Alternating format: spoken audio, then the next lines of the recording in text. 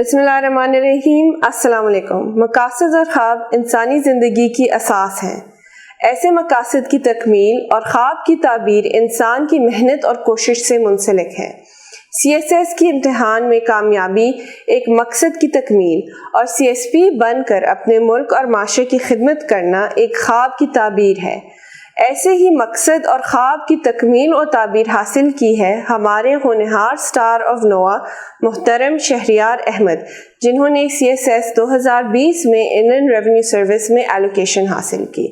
आपका ताल्लुक पंजाब के शहर सियालकोट से है। अस्सलाम वालेकुम शहरियार। वालेकुम अस्सलाम ma'am, thank you for this introduction. आप हमें अपने ख्वाब और मकसद के बारे में क्या कहना चाहेंगे? मैम, बात यह है कि मैंने 9th या 10th क्लास के बाद ये सोच लिया कि मैं CSS करूँगा, क्योंकि मेरी फैमिली से, मेरे घर से मेरे अंकल जो थे उन्होंने 1982 में CSS पास किया। वो 10th CTB से बिलोंग करते हैं।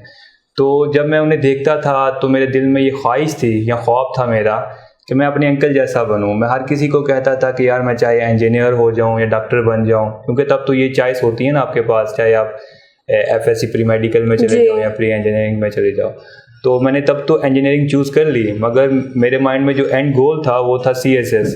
तो जब मैंने इंजीनियरिंग पास की, अपनी डिग्री की, तो उसके बाद मैंने CSS की तरफ आया और मैंने अटेम्प्ट दी और अल्हम्दुलिल्लाह भी पास होकर मैं IRS में वर्क हूँ। तो आपने उस वक्त इंजीनियरिंग क्यों सिलेक्ट किया? मैम, मुझे अक्सर लोग कहते हैं कि आपने क्यों नहीं BA कर लिया। हाँ। आप BA करते 2 इयर्स का और आपको इजी भी होता और जल्दी आप CSS की तरफ आ जाते। तो मैं उन्हें ये आंसर करता हूँ कि पहली बात है, CSS बहुत अनसर्टन है। CSS में कोई ये नहीं कह सकता कि आप इतनी देर पढ़ लो या इतना अच्छा आप इंग्लिश कर लो या कोई भी सब्जेक्ट पढ़ लो तो आप पास हो जाओगे। तो ये इंजीनियरिंग एक बैकअप प्लान भी था। और on the other hand engineering जो है वो, मुझे इंजीनियरिंग से इतना एक्सपोजर मिल गया, मुझे इतनी ग्रूमिंग हो गई कि मैं जो भी सब्जेक्ट अभी रखता था तो मुझे इतना मुश्किल नहीं था लगता उसे पढ़ना। फॉर एग्जांपल मैंने पॉलिटिकल साइंस रखा, US हिस्ट्री रखा, पंजाबी रखा। तो ये ऐसे सब्जेक्ट्स हैं जो कि मेरे लिए तो नए थे, मगर वो जो मेरी ग्रूमिंग हो गई, जो एक्सपोजर मुझे मिल गया और जो मैंने हार्ड फेस पास किया इंजीनियरिंग के थ्रू, तो उसमें मेरी काफ़ी हेल्प हो गई और मैं ईजीली कर गया ये चीज़ें। इसलिए हम रिकॉर्ड्स को देखें और FPSC का जो रिज़ल्ट है उसे देखें तो मोस्टली यही इंजीनियर्स और डॉक्टर्स ने पास किया होता है। यस मैम, इस बार भी 100+ इंजीनियर्स का कहा जा रहा है। देखिए, और आई थिंक 212 या 221 लोगों ने इन टोटल जी एलोकेशन हासिल की। तो यही फिर हमारा नेक्स्ट यही सवाल होता है कि आपको एजुकेशनल बैकग्राउंड CSS की इस जर्नी में कितना इम्पोर्टेंट लगता है? मैम, अगर देखा जाए, अगर आप इसे रिलेट करें कि आपने ये डिग्री की हो और फिर आप CSS करो, तो फिर तो इतना इम्पोर्टेंट नहीं है।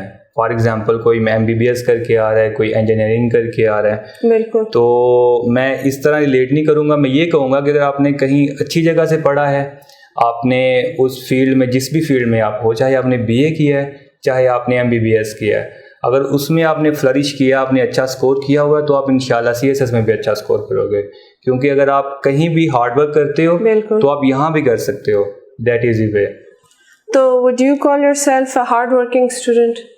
मैम, हार्ड वर्किंग तो नहीं कहूँगा मैं, मगर मैं अपने आप को स्मार्ट वर्कर कहूँगा। अच्छा। क्योंकि इंजीनियर्स जो होते हैं, हमने अपने 4 इयर्स में कभी ये नहीं किया कि हम हर चीज़ पढ़ रहे हों बैठ के। लास्ट ईयर्स में हम पढ़ रहे होते थे और स्ट्रेटजी ये होती थी कि हमने कैसे अपने पेपर को टारगेट करना है, हमने कैसे हायर स्कोर करना है। आई थिंक वही CSS में अप्लाई होती है। लोग क्या करते हैं कि हर एक बुक पकड़ते हैं, वो पूरी पढ़ लेते हैं, उसके नोट्स बनाते हैं, फिर दूसरी पकड़ते हैं, उसके नोट्स बनाते हैं। ऑन दी अदर हैंड होना ये चाहिए कि आप सिलेबस निकालो, हर टॉपिक लो, चाहे वो आपको गूगल से मिल रहा है, चाहे वो आपको किसी पाकिस्तानी ऑथर की बुक से मिल रहा है, या चाहे इंडियन है या अमेरिकन है, तो आप वो पढ़ लो, आप उस पर अपनी स्ट्रॉन्ग बेसिस कर लो और फिर आप पेपर में आ जाओ, इंशाल्लाह अच्छे मार्क्स आएंगे। बहुत सारे इंजीनियर्स आते हैं एकेडमी और वो कहते हैं कि हमारे तो कोई एक्सपोजर नहीं है इन सब्जेक्ट्स के साथ। वो भूल जाते हैं कि मोस्टली इंजीनियर्स और डॉक्टर्स ही पास करते हैं। वो बहुत डर के आते हैं, बहुत बोलते हैं कि हमें कोई एक्सपोजर नहीं है, हम कर सकेंगे या नहीं कर सकेंगे। एंड एज एन इंजीनियर आप उन्हें क्या बोलना चाहेंगे, क्या एडवाइस देंगे उन्हें? मैम एज एन इंजीनियर मैं अगर उन्हें कहना चाहूँगा कि आप लोगों ने 4 साल में जो मेहनत की है या आपने जो मैं कहता हूँ इंजीनियरिंग में बंदा मर मर के जीता है कि हर सेमेस्टर में आपके इतने ज़्यादा सब्जेक्ट्स होते हैं, आपने लैब्स की रिपोर्ट्स बनानी है, उनके प्रोजेक्ट्स करने हैं, आपने साथ में जो अदर सब्जेक्ट्स हैं उनके एग्ज़ाम भी देने हैं, आपके OHTs हो रहे होते हैं, तो इतना ज़्यादा बर्डन होता है। तो मैं कहता हूँ कि CSS आप अगर कंपेयर करें ना मेहनत के लिहाज से या बर्डन के लिहाज से, CSS एक तरफ और इंजीनियरिंग का 1 साल एक तरफ, ये बराबर है। अच्छा, मैं नहीं कहता कि CSS ज़्यादा टफ है, CSS में फेलियर रेशो ज़्यादा है, दैट इज़ अनदर थिंग, और इंजीनियरिंग जो है वो ज़्यादा हार्ड है। तो मैं कहता हूँ एक्सपोजर जहाँ तक आप बात कर रहे हैं, आप सब्जेक्ट्स को रिलेट ना करो, आप एक्सपोजर इस तरह देखो कि आपकी कम्युनिकेशन स्किल्स कितनी अच्छी हो गई हैं, आप क्रिएटिव होते हो। इंजीनियर्स जो होते हैं वो जुगाड़ लगाते हैं, मैं देसी वर्ड में बोल रहा हूँ, वो जुगाड़ लगाते हैं, वो क्रिएटिव होते हैं। तो जब आपको जुगाड़ लगाना आता है तो CSS इज, मैं कहूँगा कि 99% जुगाड़, दैट इज बेसिकली मैं अच्छे अल्फाज में बोलूँ, दैट इज स्मार्ट वर्क। तो स्मार्ट वर्क जो फार्मूलाज होते हैं, जो ट्रिक्स होते हैं, दैट आर जुगाड्स, और अगर वो आपको लगाने आते हैं तो यू आर सक्सेसफुल, आप कहीं भी जा सकते हो इजीली। चले माशाल्लाह, अब हम सबको जुगाड़ लगाना चाहिए। हाँ, जरूर जरूर। और CSS की जर्नी में और जो CSS एस्पायरेंट्स हैं, आप क्या कहेंगे कि एक specific type of family background कितना ज़रूरी होता है? मैम मैं नहीं कहूँगा कि स्पेसिफिक फैमिली बैकग्राउंड होना चाहिए। बहुत सारे लोग अभी हमारे कॉमन में 49th में, इससे पहले भी बहुत सारी एग्जांपल्स हैं कि लोग बहुत से फार फ्लंग एरिया से, बैकवर्ड एरिया से आए हैं और उन्होंने पास किया है। और बस आपका ये है कि आप खुद अपने साथ कितने सिंसियर हो। अगर आपका ये गोल है, ये पैशन है आपका, तो आपने फिर जब कहते हैं ना हाथ धो के किसी चीज़ के पीछे पड़ जाना, फर्स्ट अटैम्प्ट में नहीं होता खुदा ना हाथ, आप सेकंड में आ जाओ, नेवर गिव अप। सेकंड में नहीं होता आप थर्ड में आ जाओ, यार इंशाल्लाह अल्लाह करम करेगा, हो जाता है। आप दुआएं करो, मेहनत करो, और ज़रूरी नहीं कि आपकी फैमिली बैकग्राउंड बड़ी कोई CSPs होने चाहिए आपकी फैमिली में, बस आपको गाइडेंस चाहिए और आपको पता होना चाहिए कि मैंने पेपर में क्या लिखना है और किस तरह लिखना है, दैट्स इनफ। और गाइडेंस वो एकेडमी के अलावा आपको क्या लगता है कहाँ कहाँ से ले सकते हैं? मैम गाइडेंस फर्स्ट थिंग ये कि अभी तो फॉर्चुनेटली एकेडमीज बन गई हैं। मेरे अंकल बताते हैं कि उनके टाइम पे तो कोई पता भी नहीं था होता किसी को कि CSS होता भी क्या है। तो तब उन्होंने जो भी डाटा मिलता था हार्ड फॉर्म में FPSC से या कहीं से भी, वो इकट्ठा किया। आज के दौर में एक तरफ तो एकेडमीज आ गई, बिल्कुल हर सिटी में अच्छी एकेडमीज हैं, और साथ में हम देखें तो इंटरनेट इज़ ए ब्लेसिंग। तो इंटरनेट के ज़रिए, आप फेसबुक के ज़रिए इतने पेजेस बन चुके हैं, CSPs हैं, इवन हर एकेडमी का एक पेज है मैम, बिल्कुल। तो वो इंटरेक्टिव सेशंस रखते हैं, फ्री सेशंस होते हैं, आपको गाइडेंस मिल जाती है, आप इवन सब्जेक्ट सेलेक्ट कर सकते हो। यहाँ टीचर्स हैं नोवा में या कहीं और, या आप इवन ऑनलाइन चेक कर सकते हो। आप सिलेबस निकालो एक सब्जेक्ट का, आप देखो वो सब्जेक्ट कितना शॉर्ट है, वो सब्जेक्ट कितना इजी है मेरे लिए, या मैं उसे कितना अच्छा कर सकता हूँ, आया कि उसमें मेरा इंटरेस्ट बिल्ड होगा या नहीं होगा। ये चीज़ें होती हैं कुछ जो कि आई थिंक गाइडेंस के बाद मिलती हैं, वो आप खुद भी ले सकते हो इंटरनेट से, या आप किसी मेंटोर से, आप किसी एकेडमी से या किसी CSP से आप पूछ लो। That works ma'am. और ये आपका फर्स्ट अटेम्प्ट नहीं था? Yes ma'am, it was my second attempt. तो आप हमें बताएंगे कि आपके फर्स्ट अटेम्प्ट में आपने क्या मिस्टेक्स किए जो आपने सेकंड अटेम्प्ट में रिपीट नहीं की? मैं टू बी वेरी ऑनेस्ट मैं कहूँगा कि फर्स्ट अटेम्प्ट में मैंने बहुत ज़्यादा पढ़ा, मगर मैंने लिखा नहीं। अच्छा। मैं बस पढ़ता था और बस 1-2 मॉक्स दे दिए और मैंने कहा that would be enough for me. तो मार्क्स तो अच्छे आ गए मगर मेरा ऐसे पास नहीं हो सका। अब जैसे ही मैं फेल हुआ, सेकंड अटेम्प्ट के लिए मैंने प्रिपरेशन स्टार्ट की। मैंने सबसे पहले देखा मेरी वीकनेसेस क्या थी। जिनमें सबसे बड़ी ये थी कि मैंने राइटिंग नहीं थी की हुई, मैंने प्रैक्टिस नहीं था किया कि how I have to express my thoughts on paper. तो मैंने वो एक्सप्रेशन अच्छा किया अपना। फिर presentation skills ma'am, they go a long way to get you a good score. और अगर आपका अच्छा स्कोर आता है तो आपकी अच्छी अलोकेशन हो जाती है, एंड फॉर पंजाब तो आपको वाकई स्कोर करना है। तो आपने प्रेजेंटेशन स्किल्स अच्छी करनी है, जो कि मैंने की। इसके साथ ही मैंने अपना जो एसेस थे, मैंने मैम 20+ एसेस लिखे हैं सेकंड अटेम्प्ट में, और मैंने हर एक को इवेल्युएट करवाया और मैंने सेरेमनी के दौरान भी सर नफीस का बहुत तहे दिल से शुक्रिया अदा किया कि सर आप यू आर देयर। जब भी मुझे ज़रूरत पड़ती कोई, मैं हॉस्टल में होता था, मैं अपना ऐसे लेता था, पता चलता था बस सर आज आ रहे हैं, तो मैं सर के पास आके बैठ जाता था। होता ये था कि सर ना हर बंदे को एक 40 से 50 मिनट देते हैं, तो मेरे से पहले जो लोग आए होते थे तो मुझे वेट करना पड़ता था। तो उस टाइम पे मैं अपने नोट्स साथ ले आता था, या मैं मोबाइल पर वो जो वोकेबलरी की एप्स होती हैं या इडियम्स की एप्स हैं, मैं वो यूज़ कर लेता था, पढ़ लेता था। और जैसे ही मेरी बारी आती थी तो मैं सर से चेक करवाता था। और साथ में ये भी होता था कि कभी ऐसा नहीं हुआ कि मैं सर नफीस से कोई नई चीज़ सीख के नहीं गया। अल्हम्दुलिल्लाह मैं जब भी सर के पास बैठा होता था या सर किसी और को बता रहे होते थे, सर इतने माशाल्लाह लाउड हैं कि मैं कहीं दूर भी बैठा हूँ तो समझ आ रही थी सर क्या कह रहे हैं। तो मेरी डेली बेसिस पर ग्रामर ठीक हो रही थी, मेरी पंक्चुएशन ठीक हो रही थी, मेरी थीसिस स्टेटमेंट ठीक हो रही थी, और एज ए होल मेरा पूरा ऐसे ठीक हो रहा था। तो मैंने ये अपनी एसेज लिखे, इवेल्युएशन करवाई, बाकी सब्जेक्ट्स का भी मैंने मॉक्स दिए, उनका जो रिज़ल्ट आता था मैं डिस्कस करता था टीचर्स के साथ, how can I improve and how to get better score. तो जब आप रिटन प्रैक्टिस की बात करते हैं कि ये आपने एक मेजर चेंज किया ना, अपने फर्स्ट और सेकंड अटेम्प्ट में लाए हैं, आप स्पेसिफिकली रिटन प्रैक्टिस में, रिटन प्रैक्टिस किसे कहते हैं? रिटन प्रैक्टिस या पास पेपर्स को अटेम्प्ट करना हुआ, या जनरली एक पैराग्राफ लिखना, या एसेज लिख के उन्हें एवेल्युएट करना? आप हमारे व्यूअर्स को ज़रा बताएं कि एग्जैक्टली रिटन प्रैक्टिस आप किसे कहते हैं? मैम होता ये है कि जब हम स्टार्ट करते हैं CSS की प्रिपरेशन, तो सबसे पहले हमें जुनून होता है कि हमने CSS करना है। हम लेते हैं अपनी सारी बुक्स लेते हैं, अपना नैरो डाउन करते हैं कि हमारा ये सिलेबस है, हमने ये नोट्स बनाने हैं। तो आपका जो रिटन प्रैक्टिस है ना, ये आपकी नोट्स मेकिंग से स्टार्ट होती है और इसका एंड होता है पास पेपर्स का सोल्यूशन आप सॉल्व करते हो। एटलीस्ट आप लास्ट 5 ईयर्स के क्वेश्चन पेपर सॉल्व करो, और उसके साथ आप मॉक एग्जाम्स हो किसी भी एकेडमी में, और आप उन्हें इवेलुएट करवाओ।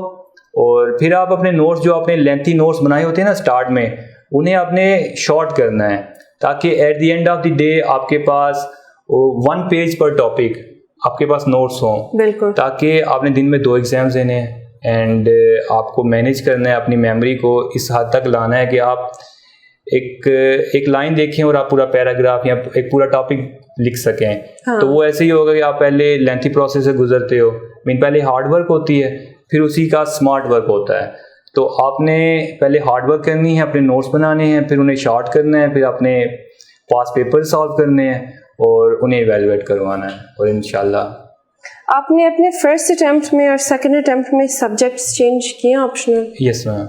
आपके क्या थे फर्स्ट अटेम्प्ट में, और इस दफ़ा फिर आपके क्या थे? मैम मेरा था इंटरनेशनल रिलेशंस था 200 मार्क्स का। ठीक है। हुआ ये अनफॉर्चुनेटली 2019 में IR का स्कोर बहुत कम आया। और उसकी वजह से मेरी DMC जो थी ना वो बहुत डिस्ट्रॉय हो गई। तो मैंने क्या किया, मैंने सोच लिया था, मैंने 1 महीना पहले, बल्कि मुझे आइडिया हो चुका था कि IR का स्कोर कम आना है। तो मैंने 10-15 दिन रिजल्ट आने से पहले, नवंबर में रिजल्ट आया था, अक्टूबर में सॉरी, तो उससे मैंने माइंड बना लिया होता कि मैंने पॉलिटिकल साइंस पर रखना है। तो पॉलिटिकल साइंस का मैंने क्या किया, मैंने बुक्स ली यहाँ नोआ में लेक्चर से सर आमिर के, वो लिए और मैंने अपने नोट्स बना लिए, फिर शॉर्ट नोट्स बनाए, फिर उसके बाद मैंने मॉक्स दिए और फिर पास पेपर्स कुछ सॉल्व किए और कुछ का एनालिसिस कर लिया कि इस तरह के क्वेश्चंस आ रहे हैं, हर साल आ रहे हैं, यहाँ रिपीट हो रहे हैं या नहीं हो रहे। तो बहुत हेल्पफुल था दैट वाज, और इसने मेरा स्कोर माशाल्लाह, मतलब कि IR के कंपैरिजन करें तो मेरा अबाउट 40 मार्क्स ऐड हो गए इस सब्जेक्ट की वजह से। तो इस वजह से मेरी अच्छी एलोकेशन हो गई है आज माशाल्लाह। और आपके और सब्जेक्ट्स क्या थे? मैम इसके अलावा मेरा था history of USA, Punjabi, international law और जेंडर स्टडीज़। अच्छा, इस दफ़ा हिस्ट्री ऑफ USA और इंटरनेशनल लॉ में भी सच अच्छे मार्क्स नहीं आए जी। तो आपने इन दोनों सब्जेक्ट्स की तैयारी कहाँ से की? मैम इन दोनों सब्जेक्ट्स की तैयारी मैंने नोआ से की, और नोआ में थे हिस्ट्री ऑफ USA के लिए हमें पढ़ाया था सर अदनान बदर ने, जो कि अभी असिस्टेंट कमिश्नर है मुल्तान में, और मुझे इंटरनेशनल लॉ पढ़ाया था सर बिलाल तानोली ने जी। तो माशाल्लाह बहुत अच्छा पढ़ाया था उन्होंने। बस हुआ ये कि बैड लक था ये कि इंटरनेशनल लॉ में अच्छा स्कोर नहीं आया, पर फिर भी मेरा कंपैरेटिवली अच्छा स्कोर है इन दोनों में। यूएस हिस्ट्री का आई लॉ से बेहतर है, तो इतना इफेक्ट नहीं पड़ा मुझे, क्योंकि मेरा ये सेकंड अटेम्प्ट था, मैंने चेंज नहीं था किया, ये सब्जेक्ट डिटेल में पढ़ा हुआ था। हाँ। तो मैं कुछ बेहतर कर पाया इन सब्जेक्ट्स में। और आपके बुक्स एंड रिसोर्सेज क्या थी इन सब्जेक्ट्स के लिए? मैम बुक्स मैंने बेसिकली जो रिकमेंडेड बुक्स हैं ना, हाँ। उसमें से आप कोई भी एक चूज करते हो जो आपको बेहतर लगती है। हाँ। मैंने इन दोनों सब्जेक्ट्स के लिए एक एक बुक चूज की, और साथ में मेरे पास नोट्स थे, और सेकेंडली जो मैंने अपने नोट्स बना लिए थे, थोड़ा बुक से इकट्ठा किया, थोड़ा इंटरनेट से लिया, और बाकी मेरे जो टीचर्स के नोट्स थे उन सबको कंपाइल किया, मर्ज किया, और मेरे अपने नोट्स बन गए, फिर उन्हें कंसल्ट किया मैंने एग्जाम्स के लिए। और इंग्लिश ऐसे का आपने क्या किया? मैम इंग्लिश ऐसे में मैं जैसे कि पहले भी बता चुका हूँ कि सर नफीस ने मुझे बहुत हेल्प आउट किया। उसके लिए ये था कि मैंने शॉर्ट लिस्ट कर लिए ऑलमोस्ट 20 टॉपिक्स, जो ब्रॉड एक ही में जो होता है ना किसी टॉपिक का। कौन से जरा टिप ऑफ द फिंगर्स पे कुछ याद है आपको? ये टॉपिक्स मैम फॉर एग्जांपल एक टॉपिक है डेमोक्रेसी। डेमोक्रेसी से वो आपको किसी भी एंगल से पूछ सकता है। Then another topic is women, women rights, equality and issues related to gender, तो ये इश्यूज हो गए। And thirdly you can say economy of Pakistan, current issues जो चल रहे होते हैं। वाटर क्राइसिस था, अभी भी बल्कि है, क्लाइमेट चेंज पर टॉपिक आ सकता है।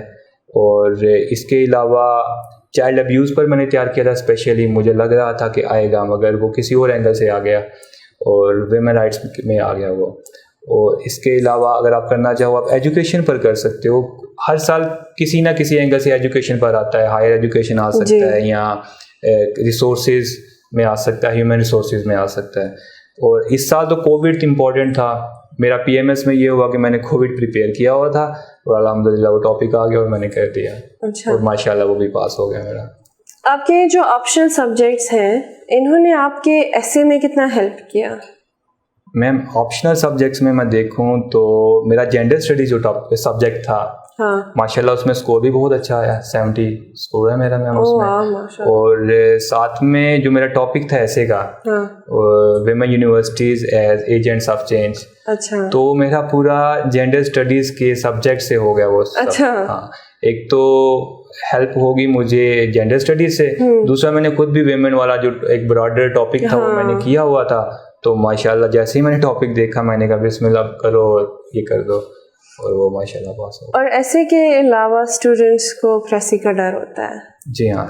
तो उसमें आपने कैसे अप्रोच किया? मैम प्रेसी में माशाल्लाह मेरे मार्क्स किसी भी सब्जेक्ट में इतने नहीं है जितने प्रेसी में। अच्छा। मेरे 77 मार्क्स हैं प्रेसी में। वाह। और प्रेसी में ब्लेसिंग ये होगी कि प्रेसी हमें पढ़ाया था सर नफीस ने। अच्छा। और सर नफीस जो ग्रामर उनका लेवल है सर नफीस का माशाल्लाह बहुत अच्छा है, और मैं उनका फ़ैन हो गया हूँ।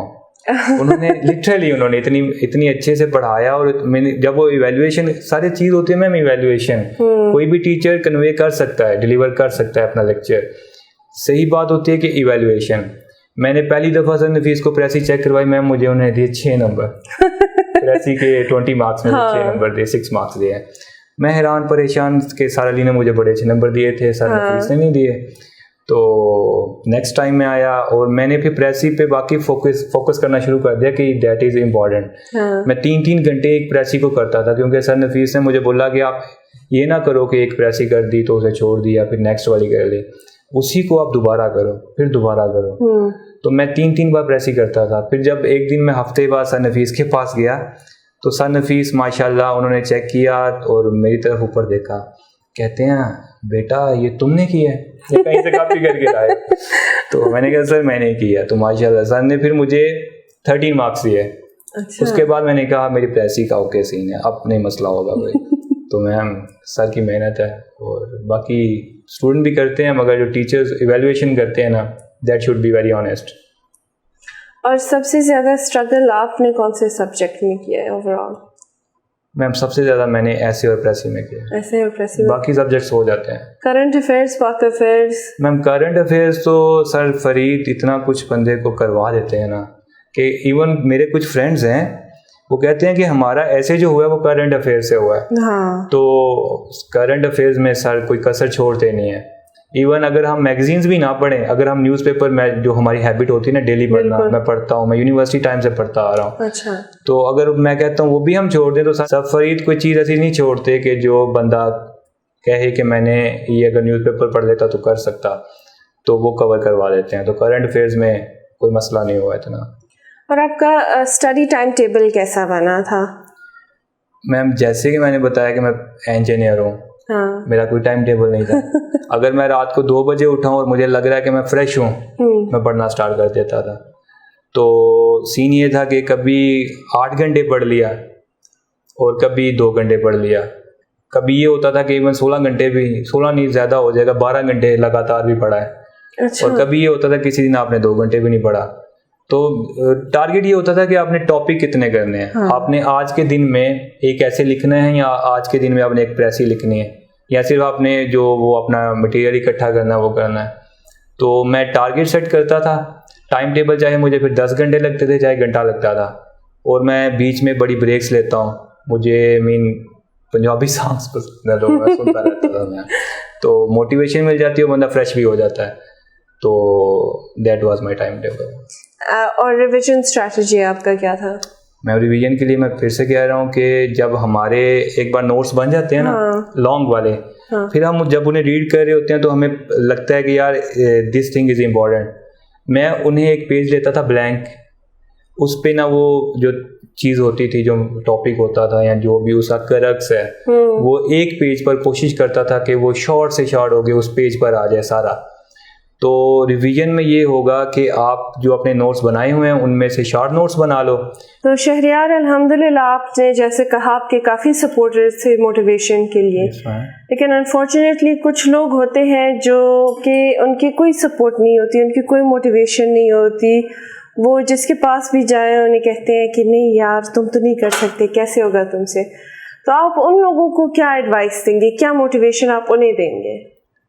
मैम मैं कहना चाहूँगा कि कुछ लोग होते हैं, बल्कि मेरे लिए भी थे, हर जगह होते हैं। जब मैंने इंजीनियरिंग छोड़ी 17 में मैं पास हुआ, तो उसके बाद मैंने CSS करना था। अब जिस वक्त भी मुझे कोई मिलता, कोई जानने वाला, तो कहता कि आप क्या कर रहे हो, मैं कहता यार मैंने CSS करना, तो मैं उसकी प्रिपरेशन कर रहा हूँ। तो मुझे आगे से यही सुनने को मिलता कि यार क्या रखा है CSS, कर लोगे, कि तुम इतना टाइम क्यों लगा रहे हो इसकी तरफ, तुम्हें 2 साल हो गए हैं, फर्स्ट अटेम्प्ट की बात की मैं बात कर रहा हूँ। तो मैं कहता था यार मेरा पैशन है, मेरे घर वाले मुझे कह रहे हैं कि तुम करो तो मैं करूँगा, मेरा ख्वाब है, इंजीनियरिंग की डिग्री है मेरे पास, तो मैं कर लूँगा कभी यूज़ अगर करना पड़ा तो that is a backup for me. अभी आपके क्वेश्चन की तरफ आएँ तो जिन लोगों के लिए नहीं होता कोई सपोर्ट करने वाला, तो मैम लोग तो आएंगे आपको खींचने, आपको ड्रैग करेंगे कि आप क्या कर रहे हो, कुछ नहीं रखा इसमें। तो आपको मोटिवेशन होती है अंदर की, दिल की मोटिवेशन है। अगर आप कोई चीज़ आप कहते हो ना कि ये मेरा पैशन है, हमने पैशन को बड़ा इजी ले लिया हुआ है। पैशन ये नहीं होता कि मैंने CSS एकेडमी आज चला गया तो मैं अगले 10 दिन जाऊँगा ही नहीं, या मैंने आज एक टॉपिक कर लिया तो मैं भूल जाऊँगा कि वो था क्या। पैशन ये होता है कि आप हर वक्त ना फिर उसी चीज़ के बारे में सोचते हो। पैशन आपका सच्चा प्यार होता है मैम, कि आप कहते हो कि ये चीज़ मेरा CSS है ना, तो आपको रात को सोने से पहले भी CSS की याद आती है कि अल्लाह मुझे पास कर दें। तो आपको उठने के बाद भी होता है कि यार मैंने आज जल्दी उठ गया या लेट उठ गया, या मैंने आज ये करना है। तो पैशन जब आपका कोई चीज़ होगी तो यू कैन नॉट बी के डिमोटिवेट नहीं हो सकते आप किसी की बातों में आगे डिसअपॉइंट या डिस्करेज नहीं होगे। थोड़ा बहुत फील होगा आपको कि एट द मोमेंट के लोग कह रहे हैं कि यार मैं कुछ गलत करने जा रहा हूँ या मैं अपना टाइम वेस्ट कर रहा हूँ, मगर जब कोई चीज़ आपका मोटिवेशन है तो वो मोटिवेशन रहेगी, वो आपका पैशन रहेगी। बस बात ये है, छोटी सी बात है कि बस अपने दिल में रख लो कि मैंने ये चीज़ करनी है और इंशाल्लाह मैं करके छोड़ूंगा, अल्लाह करम करेगा, सब ठीक होगा। तो आपका बेसिकली CSS से प्यार हो गया था, सोने से पहले भी सोचते थे, जागते भी सोचते थे? मैं मेरी तहज्जुद की दुआ थी CSS। मैं कहता था कि अल्लाह मेरा CSS करवा दे तो बेहतरीन हो जाएगा सही। तो बेसिकली आपने इसी चीज़ के लिए फिर दुआ की है? हाँ मैम, मैंने 9th या 10th क्लास से स्टार्ट कर दिया था सोचना कि मेरा CSS हो जाए, मैं AC बन जाऊँ, मैंने अपने अंकल की तरह बनना है। तो अल्लाह ने बना दिया। एक दिन मैं भी फेल हुआ फर्स्ट अटेम्प्ट में, मैंने नहीं कहा कि मुझे लोग वो डिमोटिवेट कर रहे हैं, जो भी कर रहे हैं।